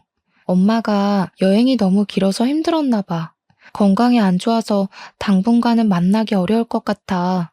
나도 웬만하면 오빠 얼굴만 보면 안 되겠냐고 물어봤거든. 근데 엄마가 컨디션 안 좋을 때 만나면 오빠한테 안 좋은 인상으로 비칠 것 같아서 좀 그렇다네. 해외여행을 오래 하고 돌아오신 거면 충분히 그럴 수 있다고 생각했습니다. 할 수 없이 저는 또 한 번 예비 장모님과의 만남을 미뤄야 했어요. 보통 여행 몸살이 얼마나 가는진 잘 모르지만 그래도 한 달이면 꽤 컨디션을 회복하지 않나요? 대충 그럴 것 같아서 그때쯤 제가 예비 신부한테 다시 물어봤는데요. 이번엔 예비 장모님이 대상포진에 걸렸다고 하더라고요. 예비 장모님이 원래 몸이 약한 사람이라서 잔병 치레가 좀 잦대요. 저는 할 수 없이 더 물어보는 건 포기하고 예비 신부가 괜찮다고 할 때까지 기다리기로 했습니다. 그리고 이건 사귀기 전에 말해줬던 건데 예비 신부는 장모랑 같이 부동산 일을 하고 있다고 했어요. 데이트한다고 차 타고 예비 신부 부동산 앞을 지나가다가 한 번 본 적이 있어요. 또 예비 신부가 건물도 두 채 갖고 있는 능력녀라고 말씀드렸잖아요. 가진 재산이 많은 만큼 세금이 많이 나오는 편이라고 하더라고요. 그래서 제가 더 대단하게 생각했던 거예요. 어린 나이에 부모랑 사업해서 그만한 재산을 마련한 거잖아요. 그런데 제 동경심과 달리 예비 신부는 갖고 있는 재산 때문에 고민이 많은 것 같았어요. 어느 순간부터 세금 얘기를 자주 하면서 옛날만큼 부동산이 잘 되는 것도 아니고 요즘 세입자 구하는 것도 만만치가 않다고 그만 부동산 소유물들을 처분할까 생각 중이란 말을 하곤 했어요. 저는 뭐든 예비 신부 마음이 편한 게 먼저였기 때문에 힘에 부치면 언제든지 뜻대로 하라고 했습니다. 어차피 우린 결혼할 사이고 부동산만 팔아도 예비 신부 쪽에서 결혼 자금을 못 대는 일은 없을 거거든요. 혹시나 결혼 자금을 못 대면 어떤가요? 예비 신부더러 몸만 오라는 저희 부모님의 말은 허풍이 아닙니다.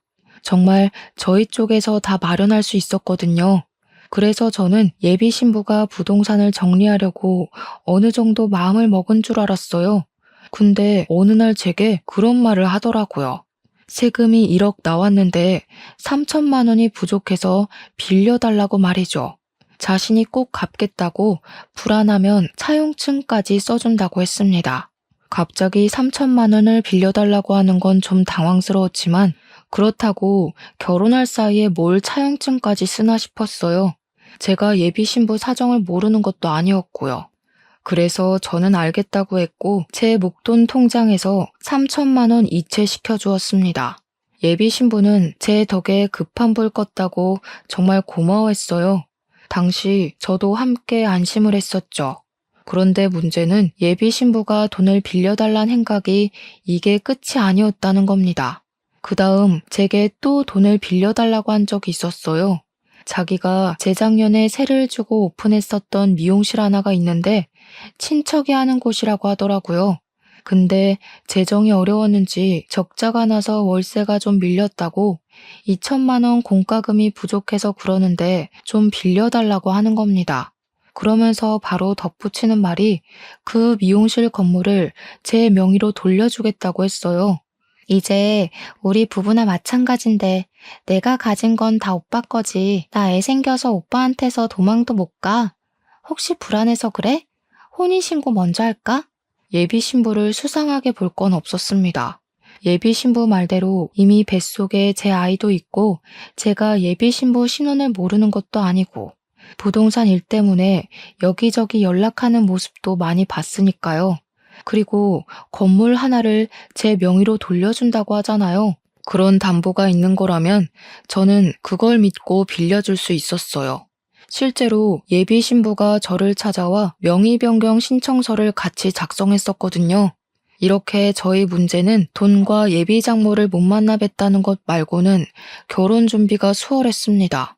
산부인과 검진 같은 경우에는 제가 회사를 다니니까 시간이 안 돼서 예비 신부가 산부인과 검진을 혼자 다녔는데요. 저는 그게 또 미안해서 산부인과 비용과 차비, 식사까지 해서 예비 신부에게 틈틈이 10만 원씩 입금을 해줬어요. 그렇게 저희는 결혼식 날짜가 다가올 동안 만반의 준비를 하면서 평범한 나날을 보냈죠. 바로 여기까지가 저의 행복한 꿈이었던 겁니다. 그리고 그날은 평소처럼 날씨 좋은 어느 날이었어요. 그날 점심쯤 제게 아주 당혹스러운 전화 한 통이 걸려왔습니다. 발신자는 경찰이었고 예비 신부 이름을 대며 아는 사람이냐고 물어왔어요. 전개가 당황스러웠지만 경찰이라는 것에 덜컥 긴장이 되어 일단 솔직하게 말했습니다. 결혼할 여자라고 했더니 그 다음에 들려오는 경찰 말이 더 당황스러웠어요. 진주에서 서울까지 택시 왕복하셨는데 택시비 60만 원 지불 안 하고 도망가셨어요. 이분이 모바일로 택시 부르셔서 번호 줘야 하면 다 뜨거든요. 지금 연락이 안 되는데 혹시 최근에 언제 만나셨어요? 네? 그럴 리가요. 그럴 사람이 아닌데. 뭔가 잘못하신 거 아니에요? 제가 어제 저녁에 잠깐 얼굴 봤었거든요. 근데 제 여자친구는 진주까지 갈 일이 없는 사람인데요. 그 뒤로 경찰이 줄줄 읊는 예비 신부 신원은 제가 처음 듣는 사실이 그득했어요. 분명 예비 신부는 미혼인데 경찰이 조회를 해봤다면서 하는 말이 기혼이라고 하는 거 아니겠습니까? 심지어 결혼을 했지만 5년 전에 이혼을 한 걸로 나와 있고 본가는 진주이며 애까지 둘이나 딸려 있다고 하더라고요. 제 입장에서는 정말 말도 안 되는 소리였습니다. 하지만 경찰이 헛소리하는 건 아닐 거 아닙니까? 그래서 제가 경찰이 찾는 사람의 신원을 다시 한번 물었어요. 그랬더니 경찰이 주민번호 앞자리와 예비 신부 이름까지 정확히 다시 말해 주었습니다. 경찰은 지금 예비 신부를 쫓고 있다는 상황이라고 설명까지 해주었어요. 그러면서 저더러 혹시 예비 신부랑 연락이 닿으면 자신들에게 연락해달라고 하더라고요. 만약 숨겨준다면 저도 공범죄를 물어야 될 테니 제 양심을 믿겠다고 하곤 전화를 끊었습니다. 너무 혼란스러웠어요. 일단은 예비 신부한테 연락하는 것이 먼저일 것 같아서 전화를 걸었는데 연락이 전혀 안 되더라고요. 도통 불안해서 근무 집중이 안 되었어요. 결국 저는 반차를 썼고 예비 신부가 일한다는 부동산을 바로 찾아갔습니다. 근데 부동산 일하는 사람 말이 저의 혼란스러움을 더 가미시켜 주었어요. 아, 그 사기꾼년이요? 그냥 완전 정신 나간 여자예요. 우리 부동산 빈 매물에서 제멋대로 집주인인 척 계약자들 돈 받아먹고 잠적했다니까요? 그년 때문에 우리 부동산 영업정지까지 당해서 진짜 짜증났거든요. 근데 또 우리 부동산 이름 팔아먹고 다녀요? 그년 어딨어요? 아구창을 확 찢어버려야겠네. 부동산 주인은 제가 예비 신부 이름을 언급하자마자 많이 화가 나서 열을 올렸습니다. 저보고 더 큰 함정에 빠지기 전에 그 정신 나간 여자랑 끝내라고 하더라고요. 경찰 증언에 부동산 사실까지 확인한 저는 충격에 휩싸일 수밖에 없었어요. 더 이상 예비 신부를 믿을 만한 구석은 찾아볼 수 없는 상태였고 그동안 예비 신부가 제게 했던 눈속임의 말들이 파라노마처럼 지나갔습니다. 저는 대체 누구를 만나서 사랑을 키웠던 걸까요? 예비 신부랑 같이 지냈던 세월들에서 진심이 아니었던 적이 없는데 제가 들은 말들이 전부 예비 신부의 실체라면 그럼 예비 신부는 저한테 전부 거짓이 아니었던 적이 없다는 것 아닙니까? 요즘 사람들 무섭다는 말은 많이 들었지만 제 예비 신부는 다르다고 봤습니다. 젊은 사람치고 현명하고 부지런히 잘 살아왔다고 생각해 진심으로 존경했는데 그저 그런 번지르르 했던 그 말들이 전부 가짜였다는 거고 이런 사기를 치다 보니 언변이 뛰어났다는 거네요. 실체를 알면 알수록 무서운 여자였습니다. 기가 막혀서 웃음도 안 나오더라고요. 내가 얼마나 여자를 안 만났으면 고작 어린애 장난질에 속아 넘어갔을까 한심했어요. 그저 결혼에 눈이 멀어서 정작 분별력이 바닥났던 제 자신이 창피했습니다. 그래서 더 예비 신부를 용서할 수 없었어요. 나이 먹고 바보같이 속아 넘어간 저도 문제지만 사람 진심 가지고 사기치고 돈을 갈취하기 위해 연기를 한 예비 신부도 만만치 않게 문제 아니겠습니까? 저는 바로 다시 경찰에 연락을 했어요. 예비 신부 본가를 찾으려고 하니 진주에 있다는 집 주소 좀 알려달라 했습니다. 그리곤 급하게 KTX까지 타고 가서 진주 방문했어요. 경찰이 알려준 곳을 찾아갔는데 눈앞에 나타난 집은 웬 빈민촌 같은 주택이었고 보안이 굉장히 후진 곳이었습니다. 제가 문소리를 내며 들어가니까 다 부서질 듯한 방문을 열고 한 4살, 5살로 보이는 아기들이 뛰어나오더라고요. 아무래도 자기네들 엄마가 온 줄 알고 나온 듯 했는데 낯선 아저씨가 서 있으니까 깜짝 놀라서 다시 방으로 도망쳤습니다. 그리고 애들의 부름을 받고 뒤이어 나온 사람은 꾀지지한 아기들과 달리 싸구려 명품을 걸친 아저씨였어요. 저더러 누구냐고 물어보길래 예비 신부 이름을 말하면서 나한테 사기친 년 잡으러 왔다고 경찰한테 이미 예비 신부 실체를 다 듣고 왔으니 예비 신부 어딨는지 불라고 했습니다.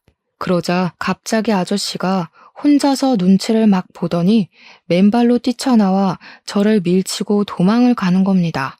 쫓아가려 했지만 남겨진 아기들 때문에 그러지도 못했어요. 결국 저는 진주 경찰에 연락을 해서 아기들을 봐줄 부모가 없다고 신고를 했고 이 집을 뛰쳐나간 아저씨까지도 신고 접수를 하였습니다.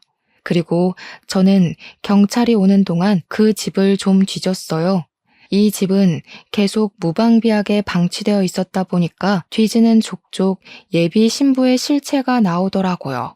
이 아기들은 정말로 예비 신부의 애들이 맞았고 구석구석에서 나오는 병원 진단서나 껍데기뿐인 통장, 오래된 가족관계 증명서 등등 예비 신부가 어떤 사람인지 알 수 있을 만한 정보들이 가득했어요.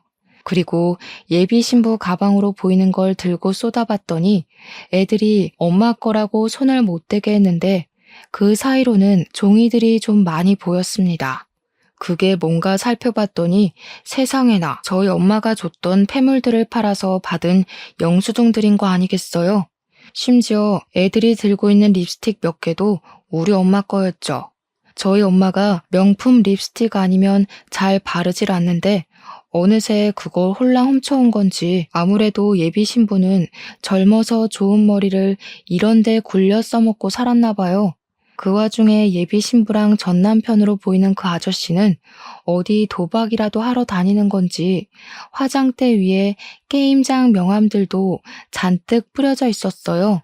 정말 사람 같지 않은 분위기가 물씬 풍겼고 결코 어린아이들이 살 수 있는 곳이 아니었습니다. 경찰이 집을 오고 난 뒤 저는 제 사정과 이 집 사정을 다 밝히면서 조사를 부탁했어요. 그리고 아이들이 이곳에 계속 있어선 안 된다는 것까지 설명해 드렸습니다. 그 사이 얼마 못 가 도망쳤던 아저씨가 붙잡혔다는 연락을 받았어요. 저는 경찰분들께 아이들을 잘 부탁한다고 인사드리고 자리를 떴습니다. 끝내 모든 걸 털린 예비 신부 또한 서울경찰서로 연행되었다는 연락이 왔네요. 일단은 아저씨한테 확인할 게 있어서 먼저 갔더니 당황스럽게도 아저씨는 저보다 어린 사람이었습니다. 그리고 이건 예상했지만 예비 신부의 전 남편이라고 하더군요. 저는 당장 그 남자의 멱살을 잡고 일으켜서 도대체 무슨 생각으로 남의 인생 말아먹게 했냐면서 소리를 쳤어요. 그랬더니 그 남자가 하는 말이 우습더라고요.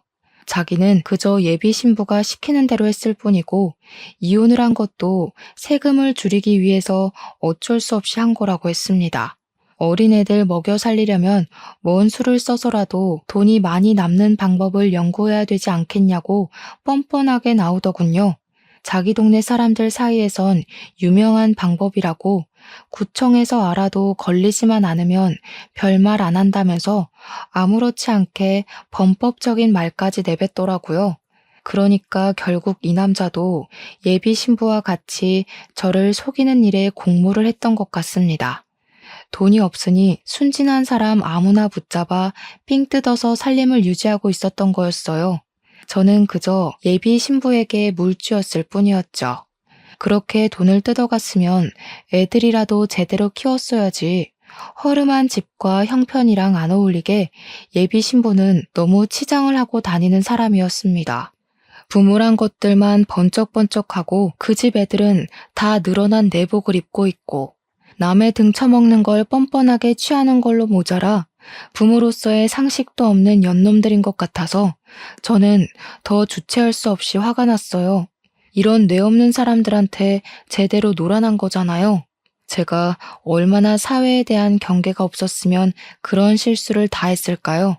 저는 결국 반성 없이 변명만 하고 있는 예비 신부 전 남편을 향해 주먹을 내리꽂아 줬습니다. 감옥 가면 당분간 네 마누라 얼굴 못 볼 텐데 그럼 돈 쥐어줄 사람도 없겠네. 더 이상 싸구려 명품 못 걸쳐서 어쩌냐? 내가 네 마누라랑 결혼하면 나중엔 나한테 해코지해서라도 내 재산을 가져갔겠다? 그 전에 콩밥 처먹게 될 줄은 너희들도 몰랐겠지. 쉽게 살려고 하면 결국 이 꼴 나는 거야.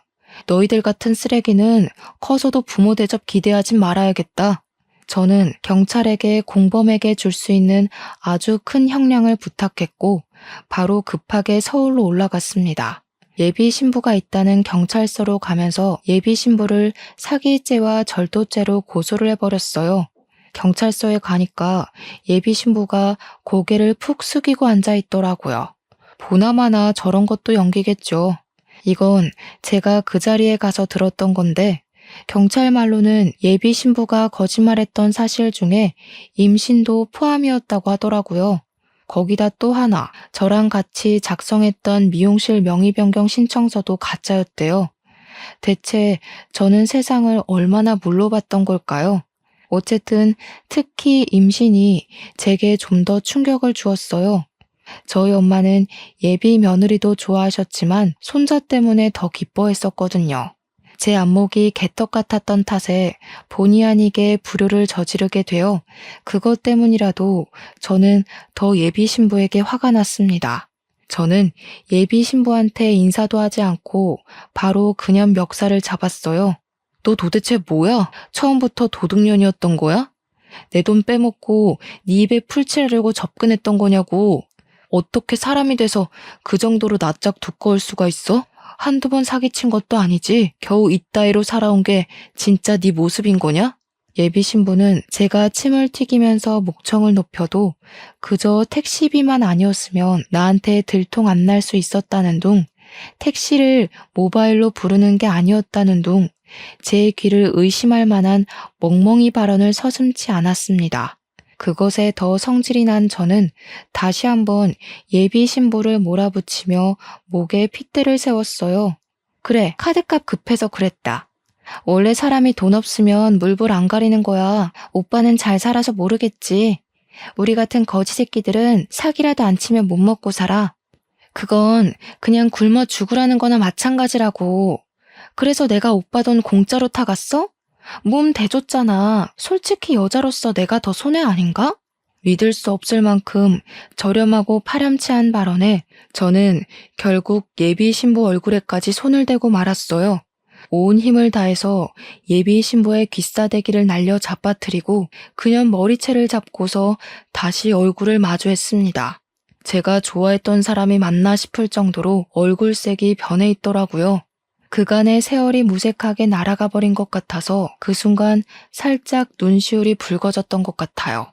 내가 너한테 어떻게 했는데, 우리 식구들이 너한테 얼마나 잘해줬는데 아무리 거지같이 살아도 사기는 치지 말았어야지. 너 같은 애는 애를 낳지 말았어야 했어. 어떻게 니까짓 게 부모를 해? 애들 앞에서 쪽팔리지도 않냐? 아, 걔들? 걔들도 나름 걔들 몫을. 걔들 때문에 깜빵 가도 형량이 적거든. 자식이 돼서 엄마한테 그 정도 역할을 해주니까 나도 부모로서 먹여주고 재워주는 거지. 예비 신부는 제게 이미 실체가 들켜버린 이상 저는 안중에도 없는 사람이 되어버렸습니다. 더는 제 앞에서 가면을 쓰지 않았고 폐기 처분해야 할 인성을 무수히 많이 보여주었어요. 폐륜적인 발언 또한 경찰이 듣든 말든 상관하지 않는 것 보니 이렇게 경찰서에 잡혀오는 것이 전혀 무섭지 않은 것처럼 보이기도 했습니다. 역시나 경찰 말로는 예비 신부가 택시비처럼 사사로운 절도죄를 조금씩 저질러서 몇 건 정도 경찰서에 들락날락했던 전적이 있었다고 하더라고요. 저한테 그 소리를 해주는 경찰에 대고 예비 신부가 절도 횟수를 정정하는 당당한 태도를 보이길래 저는 더 이상 참지 못했어요. 어떤 경찰이 마시려고 들고 오던 믹스커피를 뺏어서 예비 신부 얼굴에다 쳐뿌렸습니다. 예비 신부가 소리치며 콩콩 뛰고 난리가 났더라고요. 그 와중에 저더러 상해죄로 고발할 거라면서 악을 쓰며 비명을 지르는데 경찰이 물티슈로 예비 신부 얼굴을 맞추더니 너 같은 년은 상해죄 접수 안 먹힌다고 입을 막아버렸습니다. 그리고 저는 마지막으로 예비 신부에게 경고를 했죠. 네가 나한테 떼먹은 돈이 많아서 고작 양육 때문에 형량 깎일 일은 없을 것 같네. 참 그리고 네가 사랑하는 전 남편 있지? 네 탓하고 난리가 났더라. 아무래도 그쪽은 너한테 전부 덮어씌우고 형량 깎으려는 것 같던데? 뭐 누가 형량을 더 받든 억울할 필요는 없겠다. 비교 안 되게 쓰레기잖아 둘 다. 저는 저를 매섭게 째려보는 예비 신부를 외면하고서 경찰에게 절대 합의 생각 없으니까 무조건 형량 높게 해달라고 간곡히 부탁을 했습니다. 그리고 이 여자애들은 이딴 부모 밑에서 못 크니까 보육원을 알아봐 주는 게 좋겠다고도 했고요. 경찰도 예비 신부가 애를 핑계로 형량 줄이고 싶어 하는 거 들었으니 아마 이번에는 애가 예비 신부의 탈출구는 되어주지 못할 겁니다. 그렇게 저는 예비 신부에게 평생 카드값 지옥에서 살아보라고 작별 인사를 한 뒤 경찰서를 나왔습니다. 이걸 부모님한테 말할까 말까 계속 고민하다가 지난달에 말씀을 드렸거든요. 원래는 예비 신부랑 성격 차이로 헤어졌고 예비 신부가 유럽을 가게 되어서 더 이상 만남 유지가 어려웠다고 둘러댔는데 예비 신부를 그리워하는 부모님을 보니 그것마저 죄를 짓고 있는 것 같아서 솔직하게 고백했어요. 당연히 제 욕을 할 줄 알았던 부모님은 제 편을 들면서 예비 신부를 욕하기 시작했는데요. 머리에 피도 안 마른 것이 어디서 어른들 가지고 장난을 쳐? 그딴 년 아내로 들일 바에는 혼자 사는 게 100번 낫다. 결혼하기 전에 쳐낸 게 얼마나 행운아야? 내가 너 40부터 잘 된다고 했지? 액땜했으니 앞으로 승승장구할 거다. 그년한테 준 것들 돈으로 못 돌려받는다 했으면 나 당장 감옥 쫓아가서 그년 머리채 잡을 생각이었어. 건방지게 어른을 놀려먹고 말이야. 요즘 세상엔 결혼할 만한 사람 찾는 것도 사막에서 바늘 찾는 수준이더라. 네가 마음 쓸 거 없다. 누구라도 작정하고 달려드는 미친 개가 옆에 있으면 몰릴 수밖에 없는 거야. 엄마 말대로 액땜했다고 쳐. 부모님은 제가 기죽어서 사회생활에 지장을 받을까봐 제 탓은 하지 않으려는 것 같았습니다. 그런 부모님께 더 죄송해서 면목이 없었고 지금은 결혼은 그저 필수가 아닌 문화로만 생각하며 부모님께 효도하고 있어요. 그리고 몰랐던 사실인데 그 여자가 우리 부모님께 인사 올린다고 사왔다는 한우 있잖아요. 그것도 본 예약자를 사칭해서 훔친 거라네요. 경찰이 늦게나마 아셔야 할 것 같아서 연락했다며 말해준 사실입니다. 더 이상 실망할 게 없는 줄 알았는데 진짜 학을 떼게 만드는 소리더라고요. 현재는 징역살이를 하고 있을 테지만 언젠가 또 그 여자가 출소하게 되고 같은 짓을 반복하려 한다면 그땐 제발 무기징역을 받았으면 좋겠습니다. 아니면 자신이랑 똑같은 사람을 만나 되레 사기를 당해봤으면 하네요. 그럼 지금까지 허무한 파혼을 했던 쓸쓸한 총각의 사연이었어요. 들어주셔서 감사하고 다들 주위에 숨어든 개가 있진 않은지 늘 살피며 조심하세요.